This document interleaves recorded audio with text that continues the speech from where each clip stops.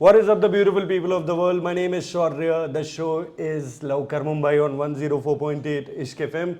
And with me right now is the person जो मतलब हम सारे millennials के लिए एक free therapist रहे हैं बहुत सालों तक because of the work he has done and the commendable movies. मैं खुद days like these make me think कि मेरा job कितना बढ़िया है because sir, let me tell you, मतलब फ्री थेरेपिस्ट की जो मैंने बात की, your movies are therapy and thank you for all the work you have done. Imtiaz Ali is with मी.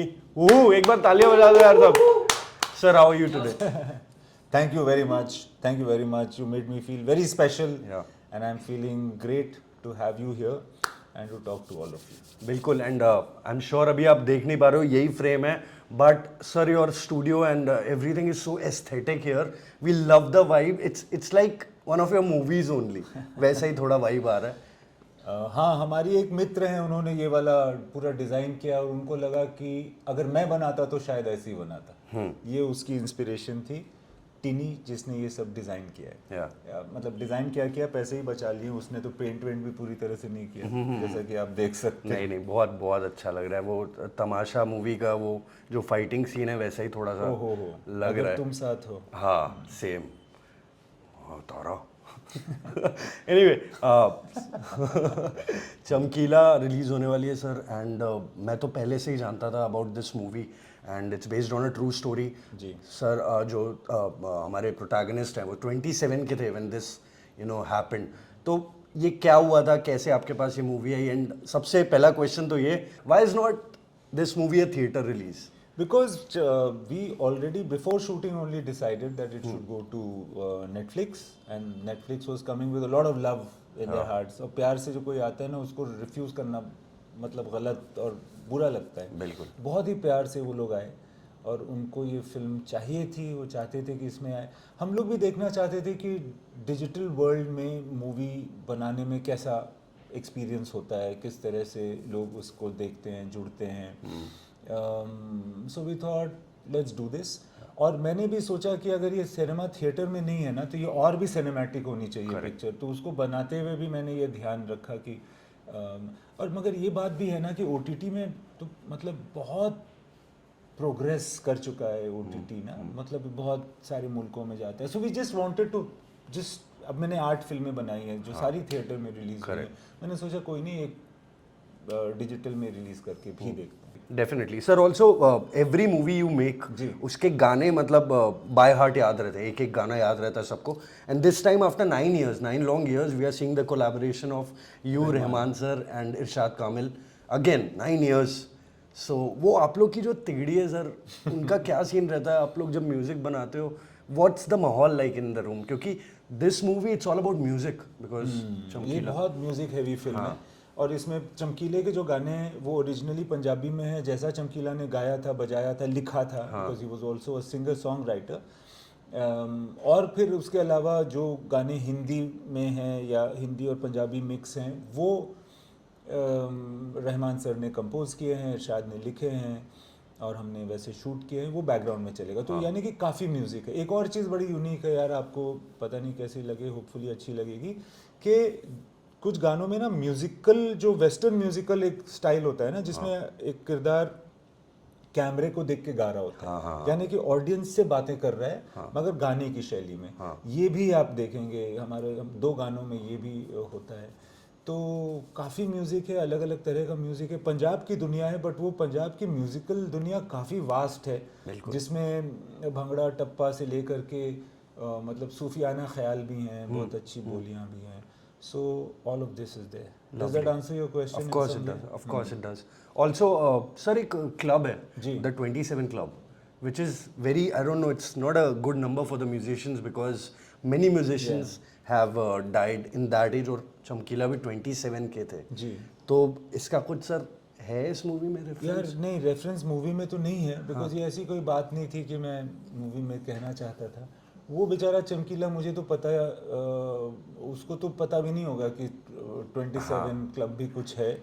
मगर हाँ, ये बात सही है कि Jim Morrison, Janis Joplin, Jimi Hendrix, Amy Winehouse, Kurt Cobain, ये सारे इतने बड़े बड़े म्यूजिशियंस जिन्होंने इतना इतना काम किया, इतना प्रभावशाली, इतना फेमस उनका म्यूजिक रहा है, वो सारे 27 की ही उम्र में बेचारे आई नो यार चले गए. वही. एंड चमकीला के साथ भी वही हुआ. In fact even Amarjot, that is his wife, was 27 when they both were killed. However, he is supposed to be the only Indian artist in the 27 club. Oh crazy. I hope आगे कोई और आर्टिस्ट ना ही हो. बोला जाता है कि out of 365 days Chamkila sir जो थे वो used to perform like almost every day. More than sometimes 366 shows ऐसे भी हो सकते थे. 400 शो किसी साल होते थे उनके, मतलब दो Crazy. तीन. और ये जो शोज होते थे ना, ये अखाड़े थे. ऐसा नहीं था कि एक ही वेन्यू पे बार बार लाइव ऑडियंस. एक फलाने की शादी है फलानी जगह, तो वहाँ जा करके उन्हें परफॉर्म करना. एक मोगा में, एक समझ लीजिए अमृतसर के रास्ते में, तो वहाँ से वो ट्रैवल करके जाते थे, वहाँ परफॉर्म करते थे.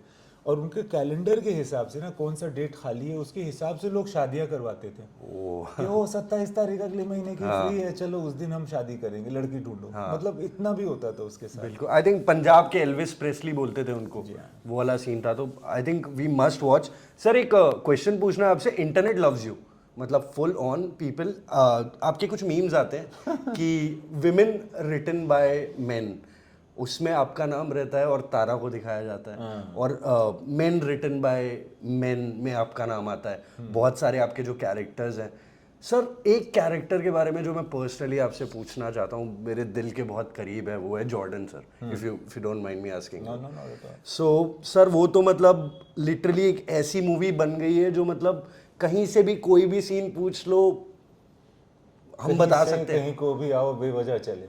हाँ. तो सर जॉर्डन के बारे में मैं आज भी जो, इट्स बिन 13 ईयर्स, अभी 13 साल हो जाएंगे 11 नवंबर को जी. तो जो प्यार अभी तक मिल रहा है सर, तो उसके बारे में आप क्या बोलना चाहते हो सर? कुछ आगे कुछ भी उससे रिलेटेड हमको देखने को मिलेगा सर कभी जिंदगी में, कि वो एंड है रॉकस्टार का? यार अभी तक तो ऐसे ही लग रहा है कि इसके आगे और कुछ नहीं है. और हम लोगों ने सोचा था, रेवान सर ने, जब हमने ये कहानी शुरू की ना बनानी, तो ये सोचा था कि ये ऐसा कैरेक्टर है ना म्यूजिकली जो पानी की तरह है, जो कहीं भी किसी भी चीज़ में मिल सकता है. तो आप देखोगे कि उसमें कई गाने हैं रॉकस्टार में. एक में कव्वाली में वो एंटर कर जाते हैं, एक में वो उस्ताद वो शहनाई बजा रहे हैं, बड़ा क्लासिकल स्टाइल, उसमें वो गिटार के साथ एंटर कर जाता है जॉर्डन. यानी कि एज अ म्यूजिशियन ही changes form according to, let's say the चेक रिपब्लिक में है, वहाँ प्राग में है, वहाँ जिप्सीज के साथ हवा हवा गाना गाता है, तो उसमें वो एक उस रंग में चला जाता है. फिर कुछ तो गाने ही ऐसे हैं, फिर से उड़ चला, जिसका रंग ही क्या है यही समझ में नहीं आता. फिर कव्वाली में. So I feel that is a very very very interesting thing for me. And अगर कभी कोई ऐसी फिल्म बने जिसमें ऐसा कोई दूसरा कैरेक्टर हो, तो उसकी म्यूज़िक बहुत अच्छी हो सकती है. बल्कि हमने ये सब भी, एक गाना तो एकदम कलिप्सो स्टाइल में भी था जॉर्डन का, जो हमने एक दफ़ा रहमान सर के साथ हम लोगों ने कंसीव किया था. So that is just like behind the scene. It's not really anything. But Jordan मुझे लगता है कि इलॉजिकल कैरेक्टर था ना. लॉजिक से नहीं चलता था, उसको समझ ही में नहीं आता था. मतलब समझ के से परे था. जैसे चमकीला में भी एक जगह कहता है चमकीला कि ये जो दुनिया है ना, ये समझने की चीज़ नहीं है. इसमें बस आप इसकी ये चलती है और आप चलो इसके साथ. समझना कुछ भी नहीं है यहाँ. सो उसी तरह से आई थिंक जॉर्डन जो था वो एकदम नॉन सेरिब्रल कैरेक्टर. सोचना का काम ही नहीं, खाली फील करना है, जीते जाओ. अब हाँ जीते जाओ. वो बहुत ही बेवकूफ़ कैरेक्टर जो जिसको समझ ही में नहीं आता था कि क्या हो रहा है, क्यों हो रहा है, क्यों लोग मुझे ऐसे बोल रहे, क्यों मैं हीर के साथ नहीं रह सकता. उसको वो सारी चीज़ें बहुत ही बेसिक उसके मैकेनिज्म्स थे. और कहीं फिर क्या होता है ना कि जो दुनिया के फॉर्म्स होते हैं ना, कि एक स्ट्रक्चर है कि हम एक एकेडमी में पढ़ रहे हैं तो हमारा ये एक एटिकेट है, हमको स्कूल फलानी टाइम पे असेंबली में खड़े होकर गुड मॉर्निंग मिस बोलना. इस तरह के जो रूल और रेगुलेशन होते हैं, उसके परे वाला उसके मोटिवेशन था ना. कि ये मैं चाहता हूँ तो मैं इसको तो लेना चाहता हूँ, या ये मैं वो मतलब वो उस तरह से था, लॉजिकल नहीं था. कहीं ना कहीं हम लोग जो इस कायदा कानून की दुनिया में बंधे हुए हैं ना, उनको एक राहत देता है Jordan. I think that's why we like him. या खटारा भाई मैं खुश नहीं हूँ, मैं सब मुझे सब मिल चुका है लेकिन खुशी नहीं है सर। मतलब मैं फैन बॉय मोमेंट हो रहा है इसलिए मैं भी पानी टाइप बह रहा हूँ फुल ऑन।